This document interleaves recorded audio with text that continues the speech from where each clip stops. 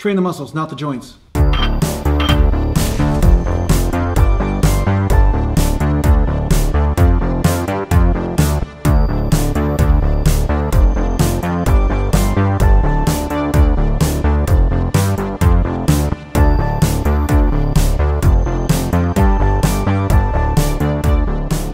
Welcome back to another Natural Gallant bodybuilding vlog, and today I'm going to do a couple things. I'm going to train some legs and I'm going to train some triceps because I was just doing 2 body parts today, which isn't usual. Usually I do 3 body parts on my 2-day split.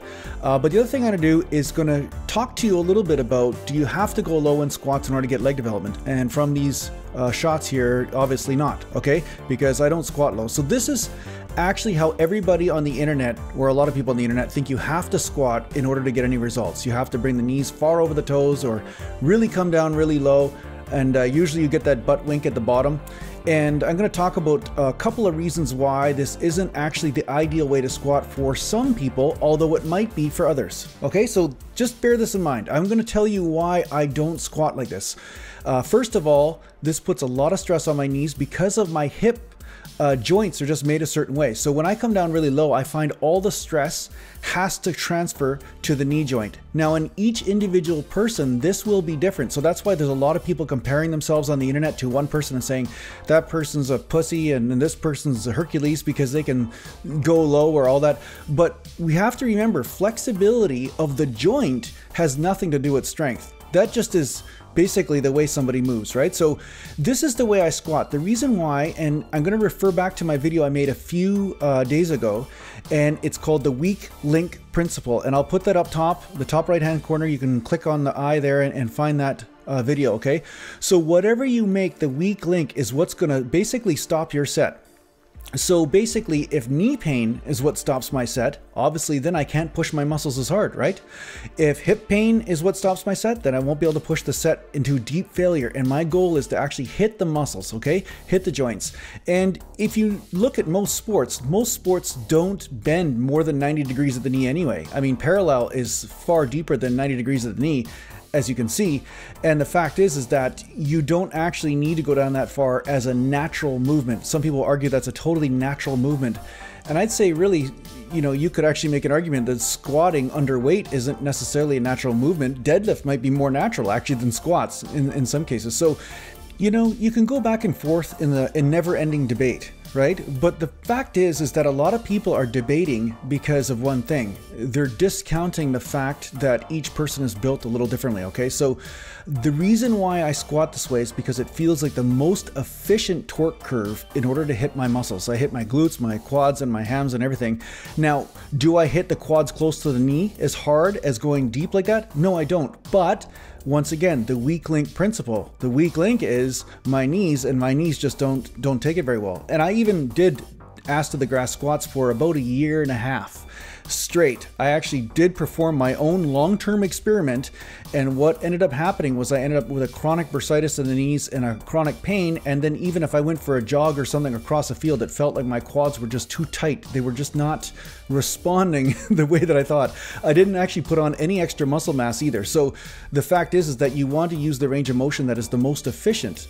Not this is not a yoga class in the way that you're trying to stretch yourself in half, you know? So but the thing is, I'm not discounting deep squats either. I'm saying deep squats might be the right thing for you because your hips and knees and everything might work that way, okay? So bear that in mind. I'm never actually saying that you should squat exactly the way I do. I'm just saying find out what your weak link is. And if it's one of the joints, then you need to adjust something. Maybe it's range of motion, maybe it's weight, maybe it's something, but you have to adjust based on that. So from there, I went over to some triceps and just did some tricep press downs. And as you can see, I went from a normal tricep press down into a bent over tricep press down. And what this does, it helps me go into the stretch of the long head of the tricep and get that extra squeeze. Because when I'm standing straight up and down, it's like I hit failure. And I find when I bend 90 degrees at the hip, I can actually use the long head of the tricep then to get into failure. So I can hit all the heads of the tricep effectively, right? So try that out. If you haven't tried that already, it's a very effective way to push the triceps into a deeper mode of failure. Okay, so I'm doing this lots of times because triceps I find are a little bit of my weak link at this point. They never were before, but because of the instability of my right shoulder and my left shoulder from these hockey injuries that I got some instability in there. I find that my tricep is also trying to stabilize the shoulder at the same time as press down. So this is taking away some of my ability to go deeper into failure on the triceps. So I'm trying to really kind of work with that and hone it and say, okay, how can I stabilize the shoulder and really take these triceps deeper into failure so I can get these horseshoes, so I can sell horseshoes to all the horses in the neighborhood, you know, because there's lots of horses walking around the neighborhood without shoes, and I think it's tragic that they don't have enough horseshoes around, so I got to build my horseshoes. Anyway, on to the tricep French curl, okay, or skull crusher as I prefer to call them because that sounds more manly. So here I am doing the skull crusher.